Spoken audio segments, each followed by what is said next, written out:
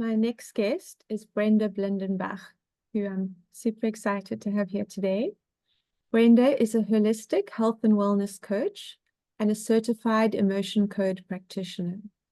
Brenda takes a holistic approach in helping her clients using her expertise in the field of energy medicine, emotional well-being, nutrition, and releasing subconscious beliefs.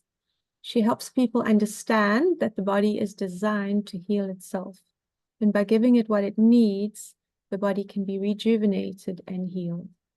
Brenda focuses first on the process of digestion so that the body can get the nourishment or fuel it needs to for energy, growth, and cell repair, because as Hippocrates said, all disease begins in the gut. Brenda's goal is to restore people to optimal health by going to the root cause. Welcome, Brenda. Thank you so much, Jenny. Thanks for having me here on this summit. It's beautiful to have you here. Brenda, before we get started with your talk, just tell us a little bit about yourself and how you came to be doing what you're doing. What was your journey in getting here? Okay, thanks for asking.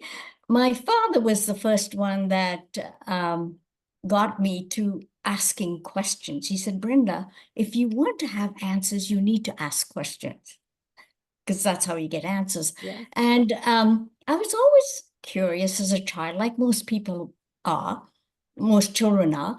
But then that continued as I, in my adulthood.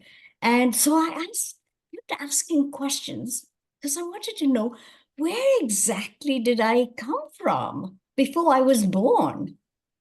And what am I supposed to do here on this earth?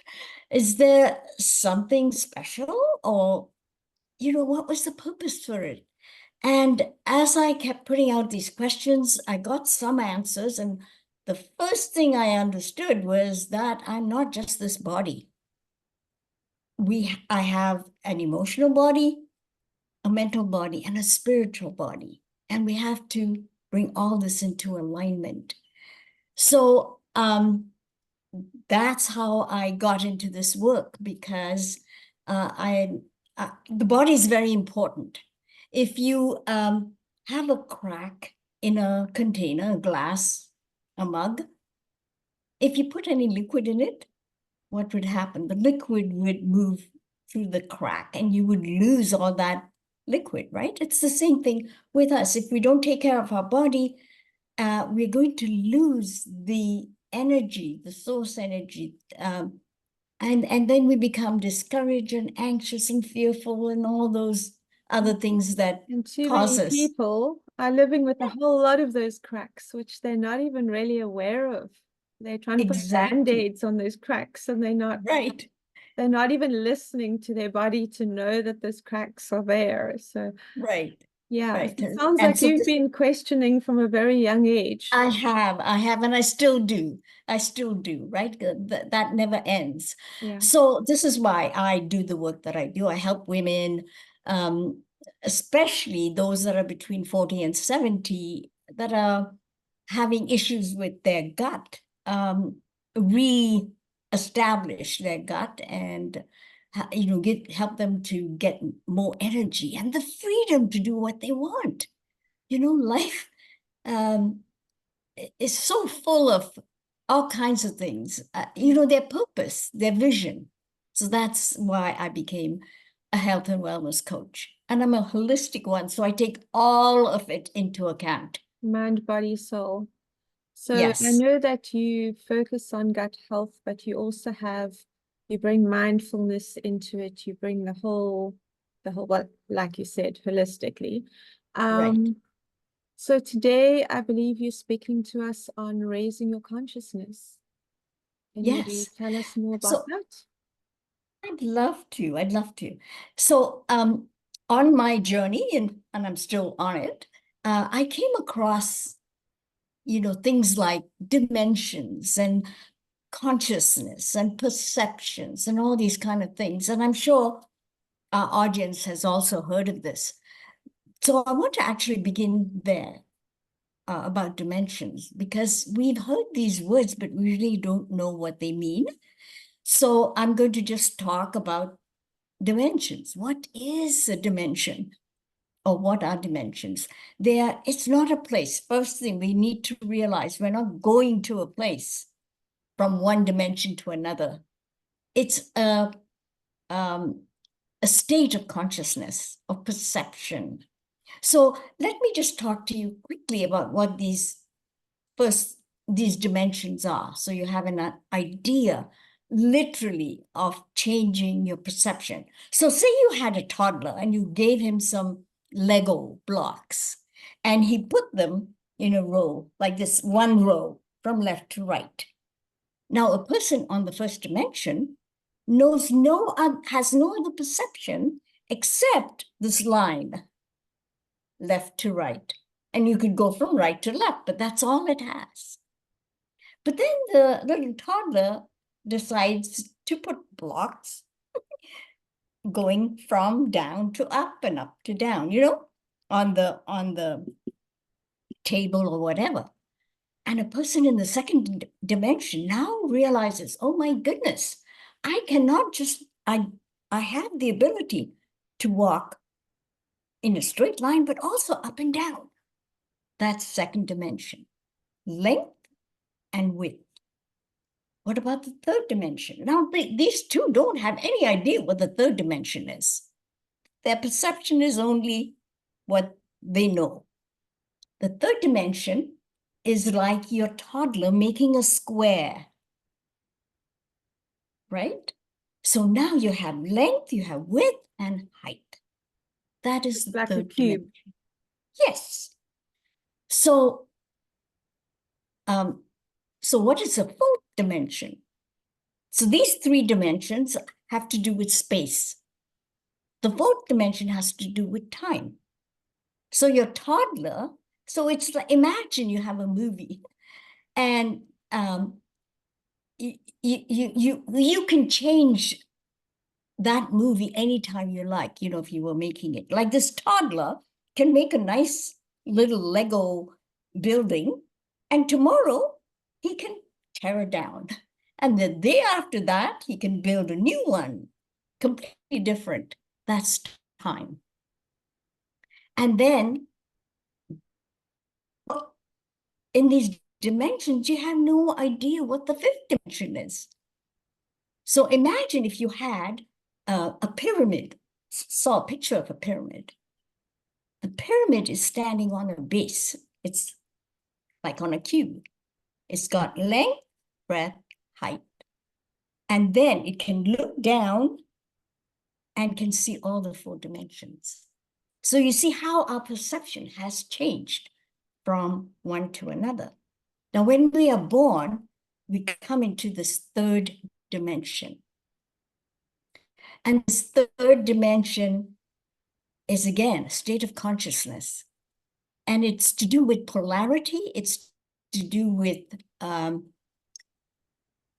duality, meaning if there's a north, there must be a south, an east, a west.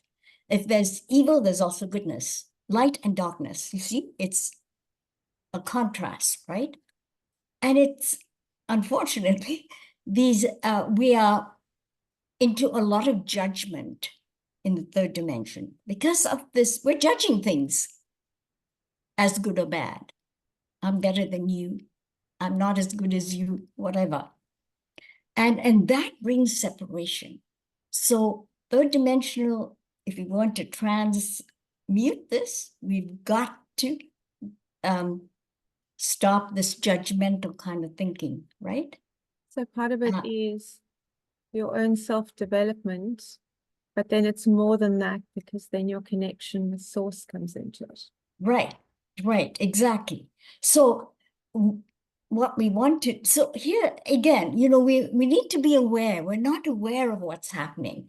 So the fourth dimension is a bridge between the third and the fifth. So this is where the work is done in the fourth dimension. We're coming to an awareness. We're becoming the observer. We're observing, we're judging.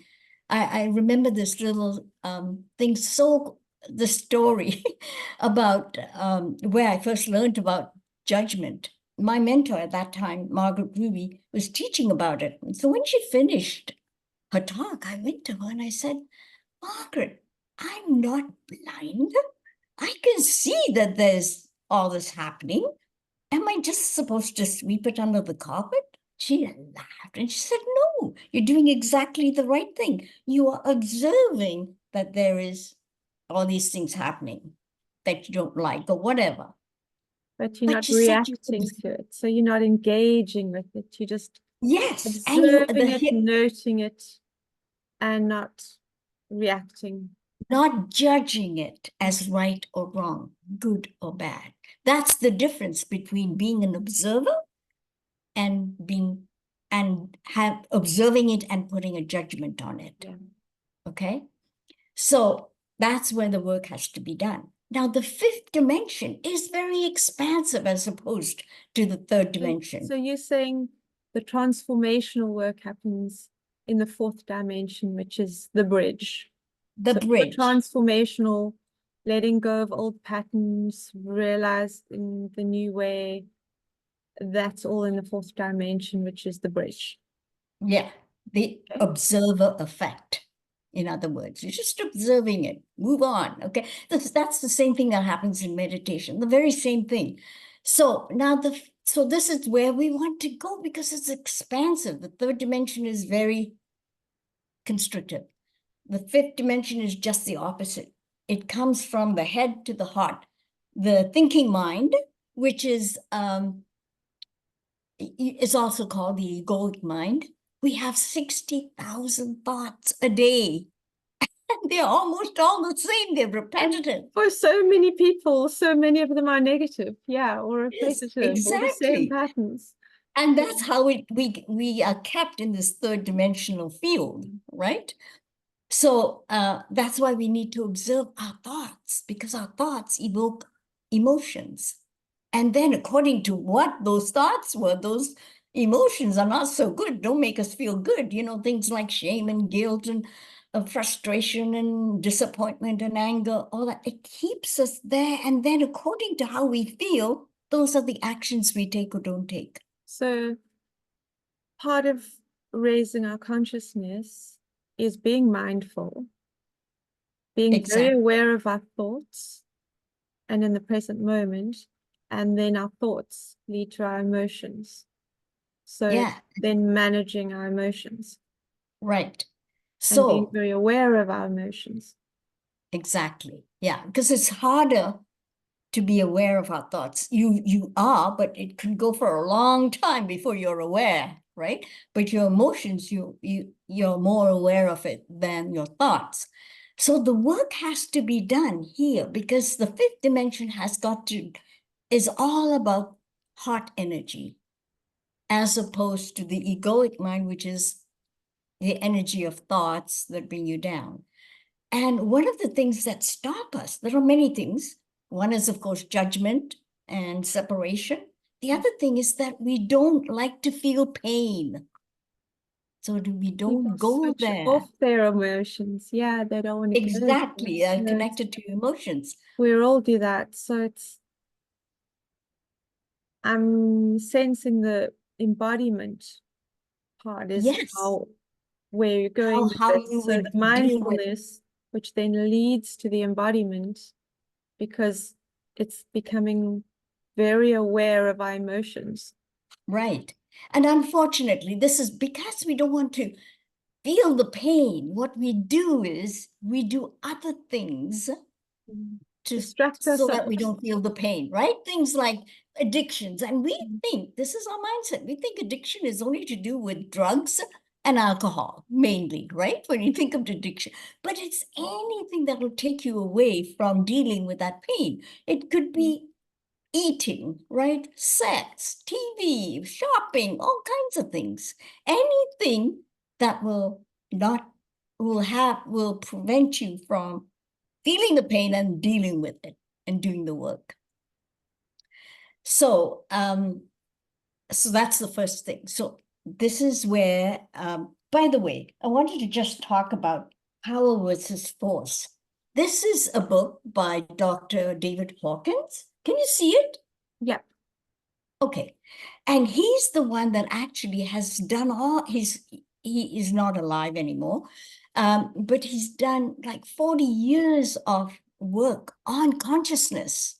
His stuff's The amazing. emotion, yeah, absolutely. In fact, if you Google it and you could actually find, just put, a map of consciousness, Dr. Hawkins, and you will get the states of consciousness right from shame, guilt, apathy, all those lower frequencies, and then he goes up to higher ones until you get to love and peace and joy and peace and enlightenment. So it's a really good book. So the other thing I want to talk about is to do with emotions. When we don't deal with them and we don't deal with the pain, we actually put a wall around our heart, because these emotions have to go somewhere, right? So you put a wall. And when you think of your house, we're surrounded by walls. And it's a one good thing about that is that it keeps away, the cold and the rain, etc. But the other part is that it also can prevent good things coming to you unless you open the door or the window, right? So we have to deal with the pain and emotions. Being aware of it is a big part of it. So it's being very aware of your thoughts, being very aware of your emotions, and actually allowing yourself to feel them. Feel the We're all pain, really feel good those, at distractions. So it's trying to right. put those distractions aside and really sit with our emotions and feel them. And then They are open the heart released. chakra. Yes, yes. This is why fifth dimension is all to do with the heart, right? And fifth dimension is to do with unity consciousness. We are all one. We've all come from the same cloth, same fabric. So separation is just the opposite, right? I'm separate from you. We have no connection, that kind of thing. So this is why we need to move to the fifth dimension.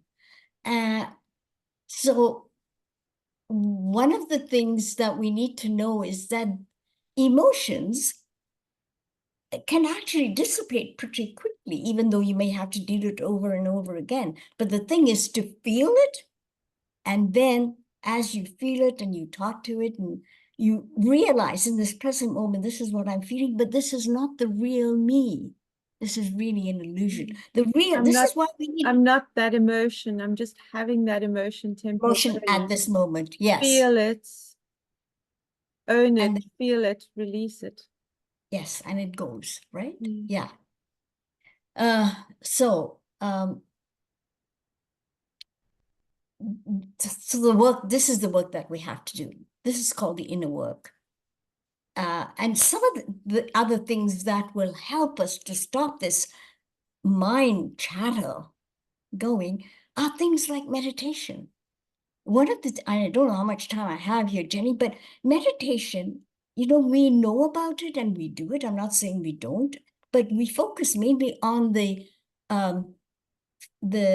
good things that we get from meditation on a physical level. But the whole point of meditation is to connect with spirit, and you do it through the breath. So when you inhale, there is a small gap between the inhale and the exhale. And when you exhale, there's a gap between the exhale and the inhale. And it's in those gaps that connection takes place, whether you're aware of it or not. Actually, you're not. But, in so much meditation, more than just a mindfulness exercise. It's where that's right. having in the beauty of those spaces where the connection Happens, exactly. Because that's where we were before we came onto this earth. And that's how we connect, because we are pure energy, pure consciousness. So this is why it is so important to know who you are. We say things like affirmations, I'm powerful. But have you wondered, why are you powerful? Is it because you've done something? Or is it your Because we're being? spiritual beings having an Exactly. experience in a human body. Right. So And I think we're on time, so it's been amazing. oh my goodness, So I don't to know where it's recap, gone. the mindfulness, the embodying it, bringing it into your body, being very aware of your emotions, allowing yourself, giving yourself grace to feel them, releasing them, and practices like meditation where the beauty is actually in the gap. It's like the power is in the pause, right? Right, Um, exactly. Brenda, I believe you have a free gift for the audience. Can you tell us a little bit about your gift? Yeah, And my there is a link below this where you guys can click on and get Brenda's gift. yeah, and of course I begin with, as I've said before, on the physical aspect. So it's a quiz. It's a very short quiz. It's only about 11 questions. Very yes, no. So I asked these series of questions, and this is for you, not for me. You don't have to send it to me. And it's just to do with really, really gut health, the symptoms, because symptoms are what are signposts that So tell you bringing it back again to the gut where it all begins. where And it all begins, exactly. okay. And correcting that, and then going to other areas of your life, right? Perfect. Emotional and stuff like that. Thank you So so much. I happen to know your quiz is amazing. So hope people take advantage of your beautiful free gift. And thank you so, so much. It's been absolutely amazing talking to you. Thank you for thank sharing you. your wisdom with us. And have you got any little nugget at the end, a final thing you want to say to everyone? Well, just a quick thing is, we get all this information, and one of the things that happens very often is that we don't implement it. Yeah. So I'm huge on that. So I talk to my people about going to the root cause, getting the solution, and then implementing it. I talk about this all the time. Yeah. So implement it. Otherwise, it's a waste of time. It's just head knowledge. Listen to information in the summits and then move on instead of action. Right. Thank you. I Thank think you so much, we all Jenny. need that reminder, including myself. Thank you Me very too, much. me too. And Yes. thank you so much. It's been a pleasure. Lovely here too. Thank you, Jenny.